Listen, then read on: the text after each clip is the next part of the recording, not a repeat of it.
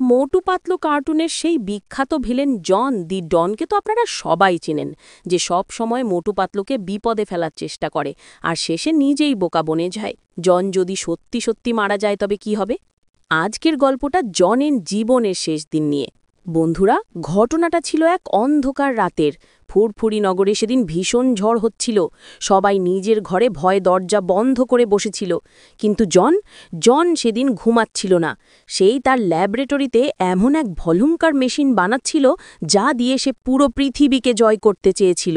মেশিনটার নাম ছিল দ্য ব্ল্যাক হোল জেনারেটর। জনের দুই শাগরেদ নম্বর 1 আর নম্বর 2 তাকে অনেক বারণ করেছিল। তারা ভয়ে ভয়ে বলেছিল, বস, এই মেশিন চালু করবেন না, এটা বিপজ্জনক। কিন্তু জন কি কারো কথা শোনে? সে তার সেই বিখ্যাত অট্টহাসি দিয়ে বলল, জন দি ডন কারো কথা শোনে না, জন শুধু অর্ডার দেয়, হা হা হা হা। ঠিক তখনই সেখানে হাজির হলো আমাদের হিরো মোটু আর পাতলু। পাতলু চিৎকার করে বলল, জন থামো, এই মেশিন চালু করলে পুরো ফুরফুরি নগর ধ্বংস হয়ে যাবে। কিন্তু বন্ধুরা, ততক্ষণে অনেক দেরি হয়ে গেছে। জন রাগের মাথায় মেশিনের লিভারটা টেনে নামিয়ে দিল, আর সাথে সাথে বুম! ল্যাবরেটরিতে অদ্ভুত সব শব্দ হতে শুরু করল। মেশিনটা থেকে বের হতে লাগলো আগুনের গোলা। জন হঠাৎ বুঝতে পারল সে ভুল করেছে। মেশিনটা তার কন্ট্রোলের বাইরে চলে গেছে। একটা বিশাল শক্তিশালী চৌম্বকীয় শক্তি সব কিছুকে মেশিনের ভিতর টেনে নিচ্ছিল। জন নিজেকে ধরে রাখতে পারছিল না।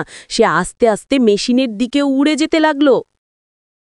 এই দৃশ্য দেখে মোটু স্থির থাকতে পারল না।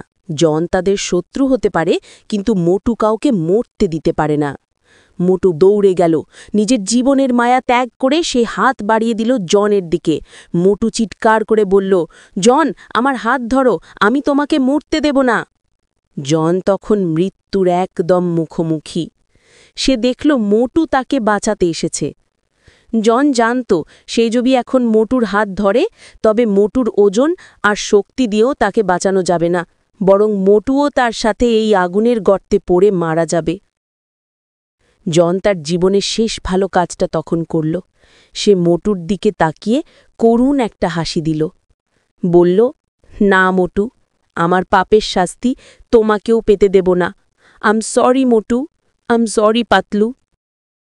এই বলে জন মোটুর হাতটা ধরল না, সে নিজেকে ছেড়ে দিল। মুহূর্তের মধ্যে বিশাল এক বিস্ফোরণ হল। বম! ধোঁয়া যখন সরল, বন্ধুরা, বিশ্বাস করুন, সেখানে আর টিউ ছিল না। পুরো ল্যাবরেটরি ধ্বংসস্তূপ হয়ে পড়ে আছে, আর সেই ধ্বংসস্তূপের মাঝখানে পড়ে আছে শুধু জনের সেই কালো চশমাটা। সেদিন ফুরফুরি নগরের সবাই কেঁদেছিল। ইন্সপেক্টর চিঙ্গাম আকাশের দিকে তাকিয়ে স্যালুট দিয়ে বলেছিল, জন, তুমি ভিলেন ছিলে, কিন্তু শেষটা তুমি হিরোর মতোই করেছ। বন্ধুরা, জন কি সত্যিই মারা গেছে, নাকি সে অন্য কোন দুনিয়ায় হারিয়ে গেছে? আপনাদের কি মনে হয়? জনের জন্য যদি আপনাদের খারাপ লেগে থাকে তবে কমেন্টে মিস ইউ জন লিখতে ভুলবেন না। ভিডিওটা ভালো লাগলে একটা লাইক দিন এবং বন্ধুদের সাথে শেয়ার করুন। দেখা হবে পরের ভিডিওতে। ততক্ষণ ভালো থাকুন। টাটা।